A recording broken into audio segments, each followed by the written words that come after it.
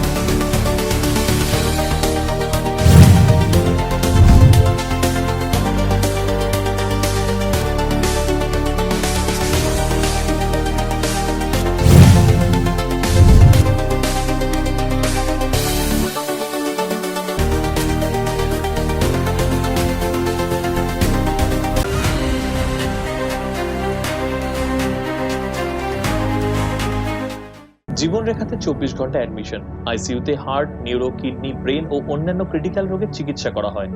ভাগ্যে জীবনরেখা হাসপাতালে এনেছিলাম, না হলে যে কি হতো। আধুনিক চিকিৎসা এখন সাধ্যের মধ্যে।